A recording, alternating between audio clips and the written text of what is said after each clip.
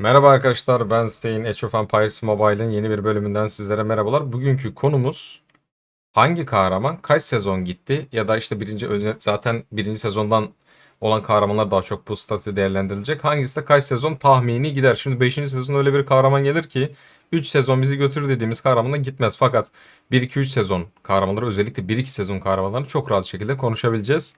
Bu video karanlık çünkü hocam içimizde karartan kahramanlar var. Bundan dolayı diyeyim, şaka şaka hocam, gözlerim çok ağrıyor.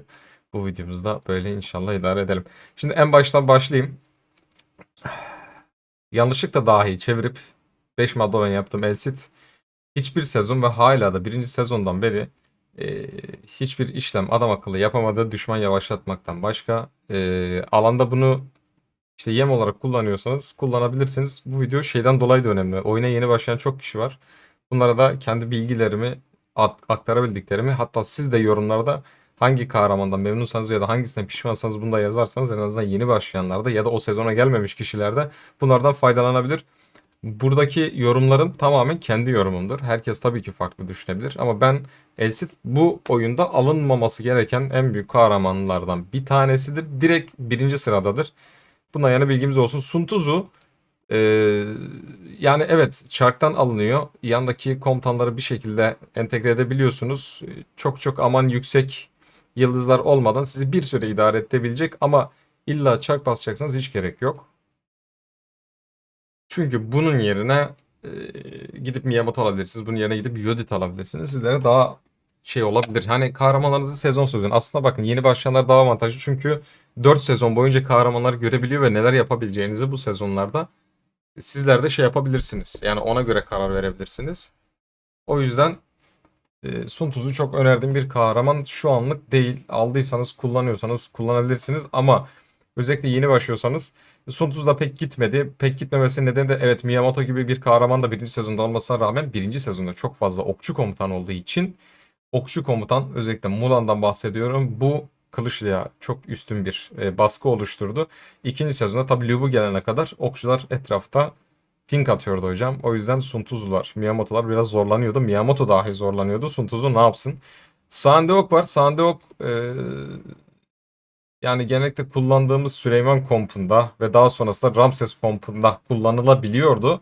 Fakat Shalman'ın gelmesiyle beraber Sandeok direkt o komptan çıkarılıp atıldı. Çünkü Sandoy'un adam akıllı bir etkisi yok hocam. Tedora'nın çok güzel etkisi var. Shalman çok güzel şekilde ana komutanı bufflıyor ve çok güzel şekilde kompu ayakta tutuyor. Fakat Soundog bu yolda, eğer böyle bir komp yapacaksanız hiç baştan almamanızı öneririz. Şimdi burada bir Rem var. Rem ve Tomris arasında ayrı bir mevzudan konuşacağız tabii ki. Bu çok soruluyor. Rem mi Tomris mi diye sürekli bahsetme gereği duyuyorum hocam. Tabii ki RAM. Neden RAM? Şimdi şöyle bir şey var. RAM grup etkisi uyguluyor. RAM yanındaki 2 tane 3 tane dost müttefik birliğe dahi ve senin komplarına inanılmaz şekilde buff sağlıyor. İnanılmaz şekilde destek sağlıyor. Bundan dolayı RAM bir vali komutan tabii ki. Ama bundan dolayı da şimdi Tomris grup içine, yani kompunun içindekilere destek sağlarken RAM kompunun yanındakilere de destek sağlıyor. Bu yüzden ikisinin alanları çok farklı alanlar. Şimdi Rem ne kadar, şimdi Kraliçe Sandoğa bir şey demek. Kraliçe Sandok hadi en fazla bir sezon gitti diyelim. Onun dışında yani Shaolin geldiği gibi çekildi. Rem zaten hocam üçüncü sezon şeyi, pardon, ikinci sezon şeyi valisi. Rem kullanılıyor. Rem hala dördüncü sezonda da kullanıyor. Rem daha gidecek de, çünkü Rem gibi dışarı böyle inanılmaz buff veren bir komutan yok.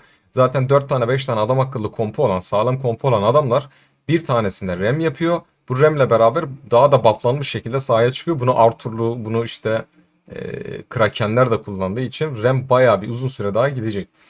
Leonidas var. Leonidas birinci sezonda tabii ki paketle aldığımız, Mulan'la beraber paketle aldığımız bir komutan. Mızraklar içerisinde kullanılıyor. Tabii ki bir tarafı tercih yapılması gerekiyordu. Biz de bu taraftan Mulan'ı seçmiştik. Mulan'ın ani hasarları, işte Mulan'ın daha aktif bir şekilde olmasıyla biz Mulan'ı tercih ettik o paket içerisinde.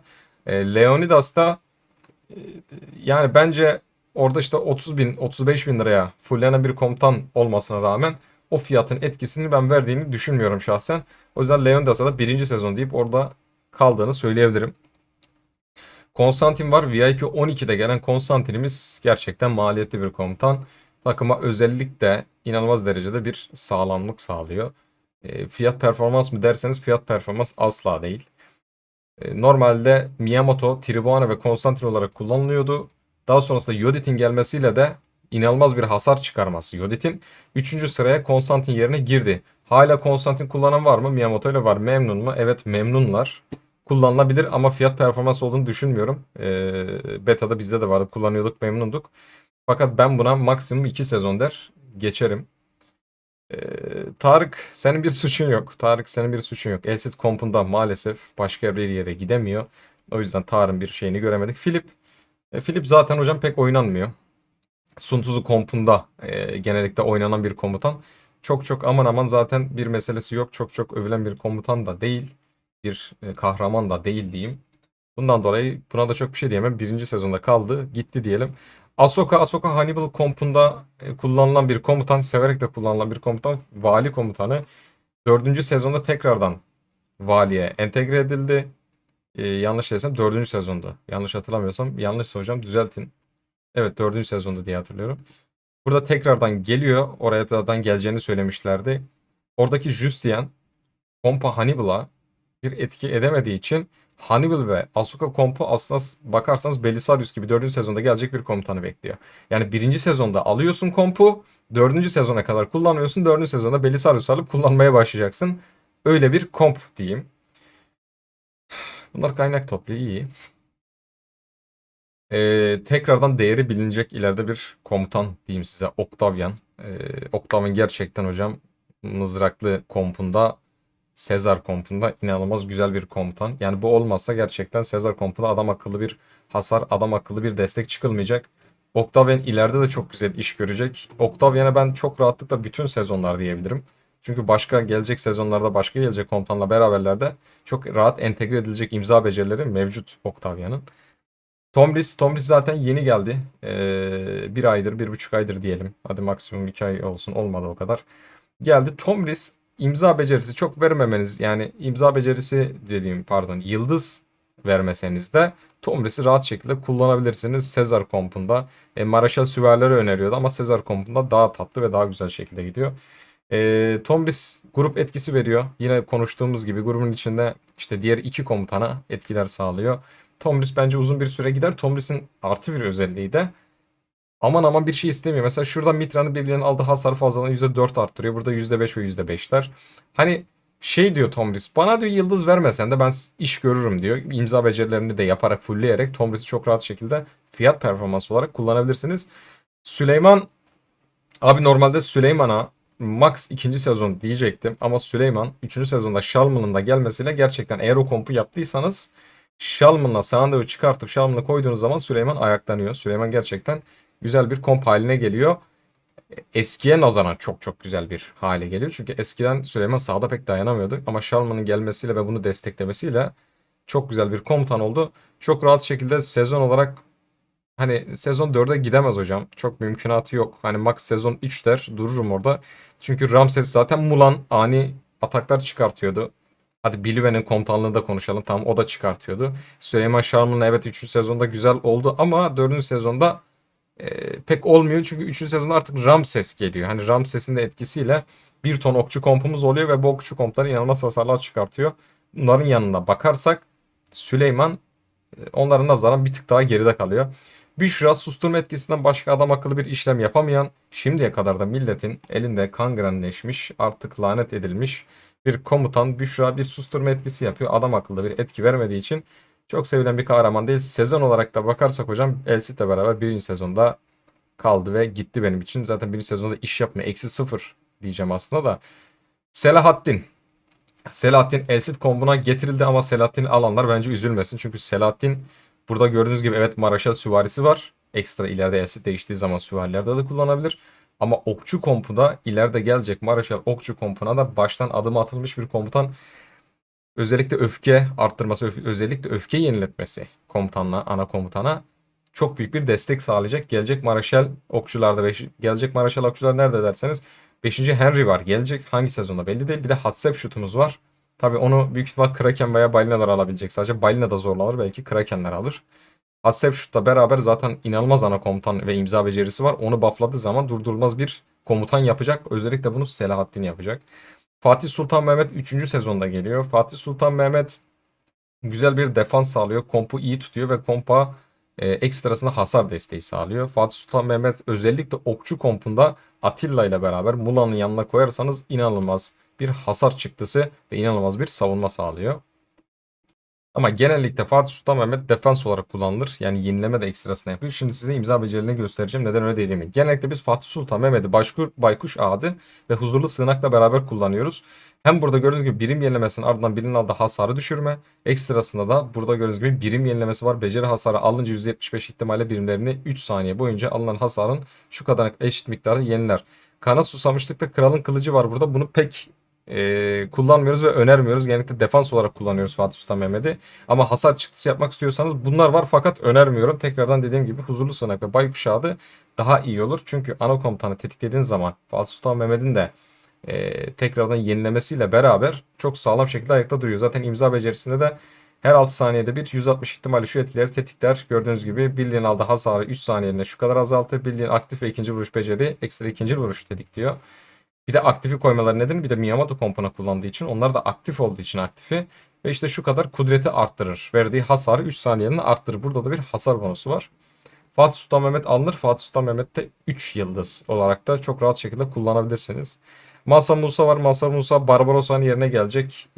Daha doğrusu gelmiş. Yeni sezonda olanlar da içinde gelecek bir komutan. Mansa Musa kudret hasarı atan ve inanılmaz derecede güzel bir şekilde savunma sağlayan, kompu ayakta tutan bir komutan. Richard kompuna geldi. Yani 3. sezonda 5'te de Kiros'ta kullanılacak. Pardon 4. sezonda Kiros'ta kullanılacak tekrardan. Burada kendisi de ekstrasında kudret atıyor. Ekstrasında yenileme yapıyor. Ekstrasında da savunma sağladığı için güzel bir komutan olarak Mansa Musa konusunda ekstra eksi bir puan verilmedi bu durumda. Insem G var hocam. Bu taverna kahramanı bunlar. Hani free olarak kullanılabilir ama alanda aman aman bir etkileri maalesef olmuyor. Insun de bunlar hepsi birinci sezonda kaldı. Barbar kesiyordu. İlk sezonda işte bir şekilde herkes hemen hemen denk olduğu için bunlarla savaşılabiliyordu. Onun dışındakilerle maalesef çok devam edilmiyor. Evet burada Josephine'imiz var. Josephine'imiz neredeyse hocam 2 sezon diyeyim rahatlıkla bizi idare etti. Rahatlıkla bir taverna komutanı olarak söylüyorum. Josephine güzel bir şekilde bizi ileri götürdü. Ekstra saldırı ve yenileme özellikleriyle okçu ve kılıçlı kompunda rahat şekilde kullanılabildi. Ama maksimum 1-2 sezon idare edebildi. Aman aman büyük etkileri olmasa da o kompa koyduk. O kompu boş bırakamadık. Nabugawana var. Burada Hammurabi var. Kaynak zaten toplayıcı bir kahraman gibi bile değil. Yani nasıl bir komutan diyeyim size. Sadece Miyamoto kompuna idarelik koyduğumuz bir komutan. Onun dışında bir işlemi yok. Zaten ondan sonrasında Yodit geldiği için o kompa tekrardan Yodit geliyor. O zamana kadar da adam akıllı bir etki çıkarıyor mu? Yok. Buff etkisi de çok güzel değil. Destek etkisi de çok güzel değil. Sadece o sezonda askerler düşük olduğu için, kahramanlar da düşük olduğu için çok büyük hasarlar çıkmıyor. Bundan dolayı da bu da çok işlevsizliğini belli etmiyordu. Burada taverna komutanı bunlar. Zaten Jeanne d'Arc hiçbir zaman bir işe yaramadı hocam. Herald var. Herald nedense kullanılamıyor. İmza becerini biz testte de kullandık. Herald çok güzel şekilde e, Lubu kompuna oturdu hocam. Çok güzel şekilde buffladı. Zaten Guan Yu'daki deli becerisi bunun imza becerisi. Düşman birine kudret hasarı verir. Kahraman deli diye. Ama şöyle bir durum var hocam. 3. yıldıza geldiği zaman kahraman deli hasarı %55 arttırır. Yani kullanacaksanız da Herald'ı ya bir de taverna komutanı hocam hani ona göre de dikkat etmek lazım. Bir taverna komutanına göre iyi. 3. yıldızda %55 arttırdığı zaman 3. yıldızda bir idareli kullanabilirsiniz. Ama 3. yıldızdan önce adam akıllı bir etkisi yok. Bilginiz olsun. Sezar mızraklı komutanlarda 4. sezona kadar diyeyim 4. sezona kadar en çok sevdiğim mızraklı bir komp komutanıydı. Şimdi bununla beraber Tombis de geldi zaten sonra. Üçlü şekilde Octavian'la beraber gayet güzel hasarlar çıkartıyordu. Biraz da seri hasar atıyordu. Bir de bunların biliyorsunuz ki biriktirmesi var. Biriktirme ne kadar savaşta uzun kalırsa o kadar çok hasar çıkartıyordu bu komp. Bundan dolayı Sezar kompunu da severim ama 4. sezonda artık Kiros geldiği için hani gerçekten birinci sezonda 4. sezona kadar getiriyor adamı. Ondan sonrasında zaten Kyros devralıyor bu olayı. Ondan sonra kullanabilir misiniz? İlla ki yine kullanırsınız ama bir Kyros etkisi alamazsınız. Kral Derik bunlar zaten toplama komutanları. Justian bir kangrendir. Hannibal gibi psikopat bir komutanın Hannibal gibi yüksek debuffları olan, kudret ve strateji hasarı atan, rakibi gerçekten tilt ya da rakibi gerçekten sinir edebileceğiniz bir komutanın, bir kompun Asuka ile beraber kullanılmamasının tek nedeni Büyük Justien denilen kötü bir kahramandır. Bu kötü kahraman yüzünden hocam maalesef e, kullanılmıyor. Maalesef kullanılmıyor hocam. Daha sonrasında diğerlerine devam ederim. Kraliçe Dido destek yenileme, zaten çok bir şey beklemiyorduk. Burada gördüğünüz gibi zaten toplama skill'lerini açıp toplamaya gönderdim bu kahraman. Çok üzerinde uzatmaya gerek yok. Kleopatra, bununla da geçiyorum. Hocam Tribuana inanılmaz şekilde Miyamoto'yu bufflayan, imzasını hızlı atmasını sağlayan gerçekten çok güzel bir komutan. Kahraman diyeyim. Komutan dersek ana komutan gibi olmuş olur. Tribuana hocam neredeyse 4 sezon hala o Miyamoto kompunda kullanabilirsiniz. Gayet de 4 sezonda kullanabiliyorsunuz. Lagerta'da gelse kullanabiliyorsunuz. Ortaya koyabilirsiniz. Ha, Miyamoto'nun yüksek moraliyle beraber daha da Miyamoto da arttırıyor mu kendi skillini bufflamayı? Evet, ama Tribuana buna daha da büyük etki veriyor. Yani 4 sezona kadar kahraman gidiyor mu? Gidiyor. Kullanabiliyorsunuz mu? Kullanabiliyorsunuz. Ha, yerine Fatih Sultan Mehmet koyarsınız. Yodit koyarsınız. Ne bileyim, Lagerta koyarsınız, ayrı mesele, ama Tribuana gerçekten götürüyor. Tribuana'da 1 ve 5 yıldızlar çok etkili. 5 yıldız yaparsanız ekstra %40 hasar desteği veriyordu. Bakın. Şurada kumanda bir sonraki imza aktif beceri hasarını %40 arttırır. Çok gerçekten yapılabilecek. Evet, Hannibal. Abi Hannibal dediğim gibi yani çok güzel bir komutan. İnanılmaz debuffçı bir komutan. Fakat sırf Justien'den dolayı 4. sezona kadar Belisarius'u bekleyecek hocam. Böyle bir kangrenlik. Bunu almayı düşünenler varsa 4. sezona kadar bekleyeceğinizi bilin.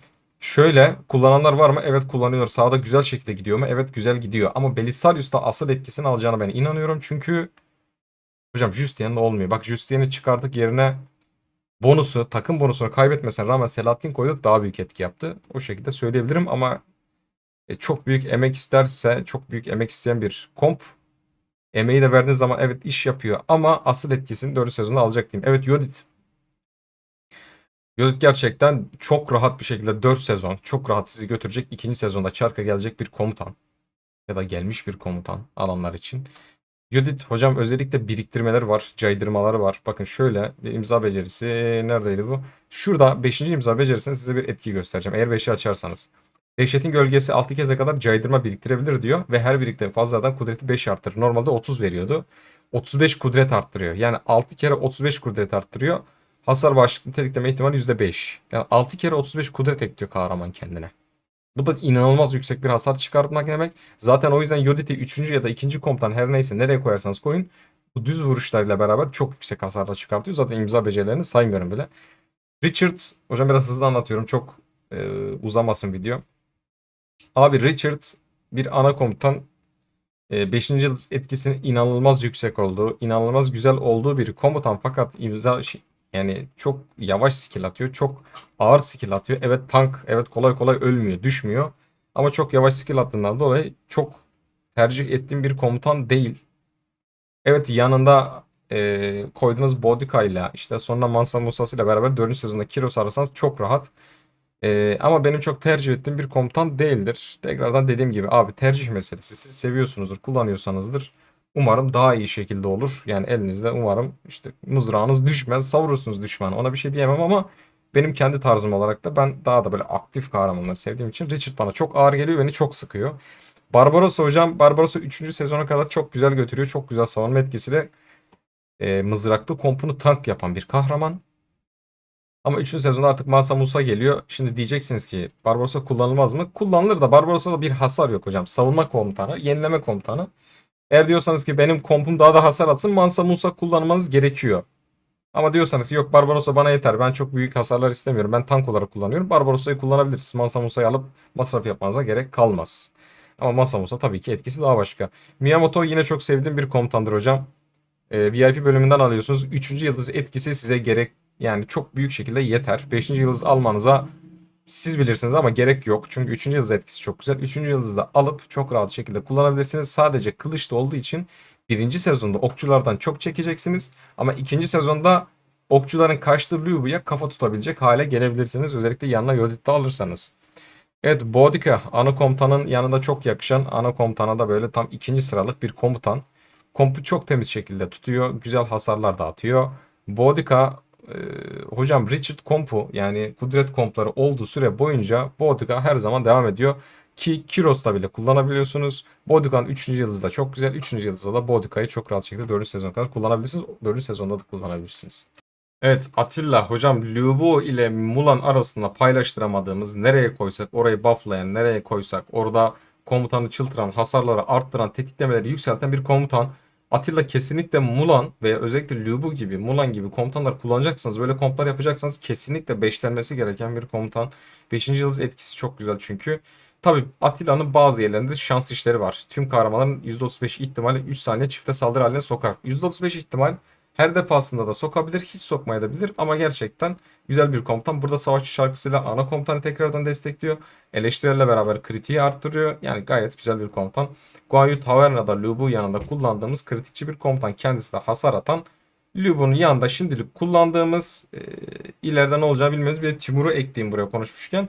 Ya Timur'u 3. yıldıza kadar kullanabilirsiniz ama Guan Yu'nuz yüksekse Guan Yu kullanmaya devam edebilirsiniz.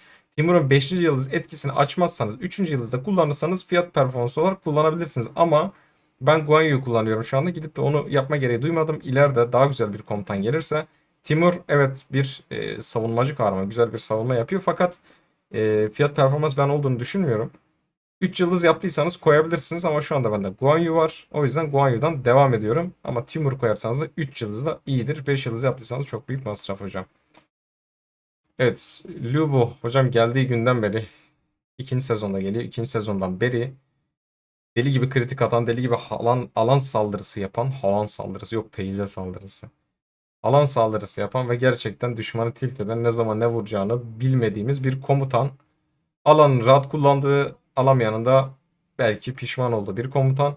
Evet 4. sezonda belalısı Kiros geliyor. Belalısı Kiros geliyor ama şey diyorlar o zaman Lubu yapmayalım. Abi her şeyin bir antisi var. Zaten mızraklıya gidip süvariyle kafa atmaman lazım. Hani o zaman mesela şey diyenler var. Abi Kiros gelecek Lubu yapmayalım. Abi o zaman Kılıç'ı da yapma. Çünkü Mulan var ya da Ramses var. Hani o yüzden onlara gerek yok. Mızraktan kaçın hocam. Rani Durgavati Arthur 5 yıldız yapanların bile belalısı adam akıllı 5 yıldız yapılamayan bir komutan. Rani Durgavati. 4 sezon çok rahatlıkla gidiyor. Özellikle 5. yıldızında çok büyük komutan ana destek veriyor. Burada da savaşçı şarkısıyla beraber yine ana komutan destek veriyor. Tamamıyla ana komutan desteği için yapılmış bir komutan kullanılıyor mu? Evet 5. yıldız yaptıysanız çok güzel kullanabilirsiniz. Biri ve hocam çok komutan varmış ya. Dakika uzadı yani bana kızmayın. Biri ve hocam Mulan gibi gelmiş bir ana komutan fakat ekstra olarak da Mulan'ın yanında yardımcı komutan da olarak kullanabilirsiniz. Ya bunu hasarcı olarak kullanırsınız. Atıyorum hasarcı olarak kullanmak için buraya zayıf nokta ve kanlı ödeme koyabilirsiniz. Ama ana komutan desteklemek istiyorum diyorsanız buraya kara bayrak etkisini koyarsanız şuna dikkat edin. Kudret bölümü Mulan'ın kudret bölümünden düşük olması lazım. Çünkü kara bayrak etkisi onu diyor Bilive'nin. Şimdi benimki düşük olduğu için kara bayrak direkt Mulan'a destek veriyor. Burada da gözümüzün nuru hocam Mulan'ımız var. Mulan'da hala 4 sezonda oynadığımız evet biraz kırılgan ama ciddi hasarları çıkarttı. Eğer birini yakalarsa hocam köşede çok güzel şekilde toplu alan hasarı yapamadığı için tekli hedefe göre yapıyor. Bundan dolayı da tek tek komutan yakalarsanız daha büyük etki alabiliyorsunuz. Mulan'ı hala kullanıyoruz. 4 sezon mu? 4 sezon çok rahat. Tedor hocam gayet güzel. Yakma etkisinde Süleyman'da uygulandı. Süleyman'da kullanmıyorsanız, Ramses'te kullanmıyorsanız yakma etkisini kullanmadınız. Ciddi şekilde yenileme yapan savunmacı yani destek bir komutandır hocam. Shalman dediğimiz gibi Süleyman'ı da Ramses'i de gerçekten kendine sağlam şekilde getiren bir komutan. Shalman kesinlikle bu kompları oynayacaksanız Süleyman'ı da oynayacaksanız Ramses'i de oynayacaksanız kesinlikle kullanmanız gereken bir komutan. Bu şekilde Shalman'da çok rahat önerebilirim. Shalman zaten hocam 3. sezonda geliyor. Yeni geliyor ama bayağı bir de gideceği görünüyor. Ramses hocam zaten bir vali komutanı 3. sezonun. Ramses çok bayağı gidecek gibi hissediyorum. Çünkü Ramses'in bir imza becerisi var. Bir savaşta neredeyse 30-40 tane imza becerisi atıyor. Bir imza becerisine başlıyor. Ta ki diğer imza becerisi dolana kadar atıyor. Bir daha basıyorsun neredeyse durmadan imza becerisi atıyor. 30-40 tane Ramses de tekrardan çok rahat şekilde kullanılabilecek bir komutan. Evet arkadaşlar burada fikir ayrılığımız varsa ya da desteklediniz ya da evet bu komutan böyle aslında böyle olsa daha iyi olurdu dediğiniz bir konu varsa yorumlara yazabilirsiniz. Şimdiden izlediğiniz için hepinize teşekkür ederim. Video biraz uzadı kusura bakmayın. Kendinize iyi bakın. Allah'a emanet olun.